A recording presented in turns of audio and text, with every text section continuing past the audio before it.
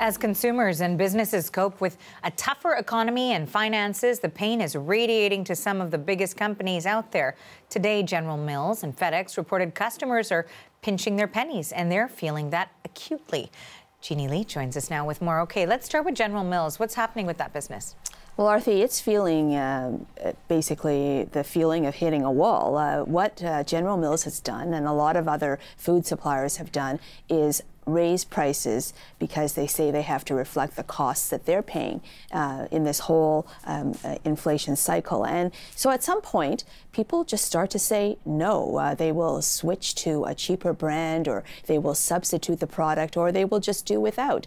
And here's what the effect has been on General Mills. The CEO saying this: we're seeing consumers continue to display stronger than anticipated value-seeking behaviors. That means you don't have the money, you're not going to end up buying that full-price product, brand name, etc.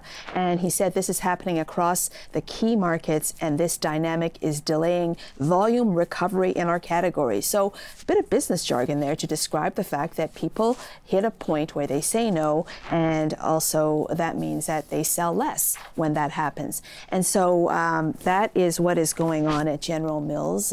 People, cutting back because they have to in these times. Now, Jeannie, let's focus on FedEx. What's going on there? Well, FedEx, you would expect that, people continuing the trend towards more online shopping and the like would end up doing more business, but there too it's being hit because obviously everyone else is. So take a look at the problems at FedEx. We're calling this FedEx's big drop-off in terms of its business. Its air shipment service has seen revenue dry up by 60%.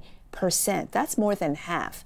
And that's because shipping anything by air is obviously going to be more expensive than shipping by ground. And the biggest customer that FedEx has is the United States Postal Service, and that service is trying to save money too, and it's pivoting to that cheaper ground shipment option, and that has left FedEx's air shipment business falling short.